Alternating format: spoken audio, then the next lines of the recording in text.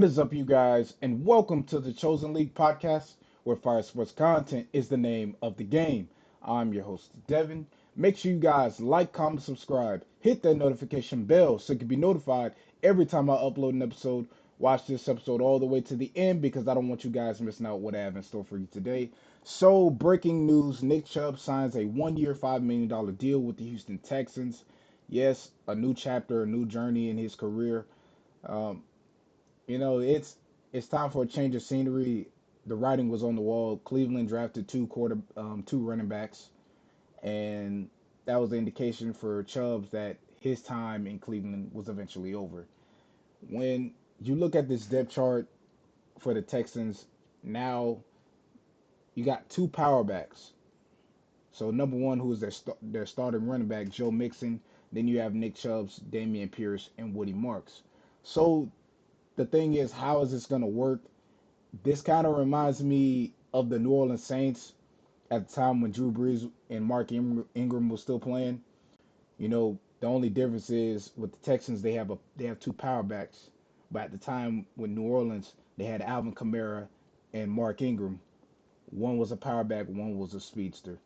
So when you look at it, both guys can rotate on plays, take a breather, and this is an opportunity for Nick Chubbs to show, maybe to have a breakout season. It's a possibility to show that even though he's a vet, he's still he's still Nick Chubbs. He's still capable of doing a lot of great things for his team. Question for discussion: will Nick Chubbs remain healthy throughout the season with the Texans? Let me know what your guys' thoughts in the comment section. And we looking at it with Nick Chubbs, with his rushing yards, he had 102 carries, 332 yards, three touchdowns.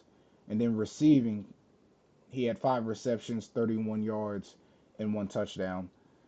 So, like I said, the difference between Houston and Cleveland is that offensive line.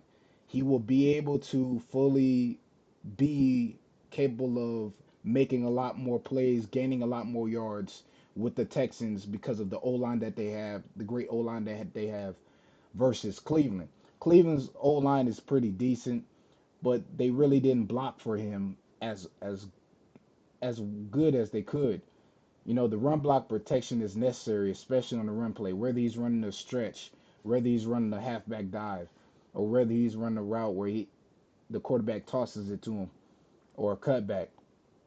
You got to have that run block protection, and I do believe that the Texans' run block protection is far stronger than Cleveland.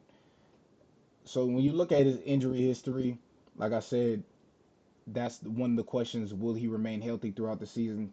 In 2021, he had a calf injury in Week 6, and he was out. In 2021, again, he had another calf injury in Week 7. He was out. 2024, he had a knee injury in Week 5, was out. Another one in Week 6 was out. And then in 2024 of Week 7, he was questionable. His status was questionable, still dealing with a knee injury. So, like I said before, when it comes to Nick Chubbs being a power back, the difference between him and Joe Mixon, they're both power backs. The only difference is Joe Mixon has a little more shift in his bag. He's a bit more elusive and shifty. Nick Chubbs, he's those type of running back. He's that type of running back. He can break out.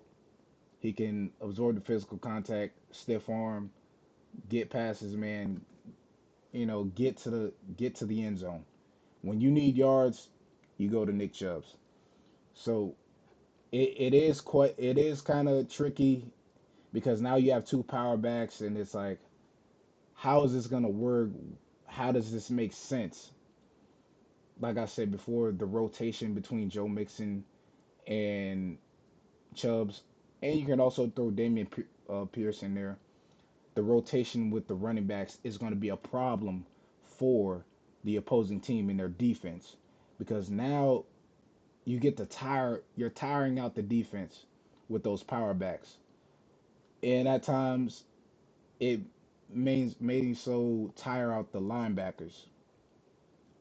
Some linebackers that are elusive, that can read the running back read where the running back is going, they have an advantage. But the ones that are not so elusive, not so aware of where the running back is going, they'll have a hard time getting to the running back. It's going to be a hard time for them because you're going through Joe Mixon, and they like, okay, you think you get a breather, so you're never going to get any rest because once you get dealt with Joe Mixon, you got Nick Chubbs coming in, then you got to deal with him. So it's a constant. I'm picking at you. I'm picking at the defense. I'm going to keep coming at you every single time, and so it's going to be hard. It's going to be hard for some teams in the NFL that are not good defensively at the run game. Last thing I want to cover before I end the show: Texans run game stats. They've had a they had a total of 434 rushing attempts, 1,909 rushing yards, total of 15 rushing touchdowns. They were ranked 15 in rushing in the regular season last year, and they were also ranked fifth in the postseason. So this is going to be great. Look to see what Nick Chubbs is going to do moving forward. I do believe he's going to do what he needs to do, and hopefully he has a great season. I'm looking forward to seeing Nick Chubbs doing his thing. That is all for today's episode. Once again, like, comment, subscribe, hit that notification bell so you can be notified every time I upload an episode. I'm Devin, and I'm signing off. Thanks for watching. Subscribe here to get the latest from the show.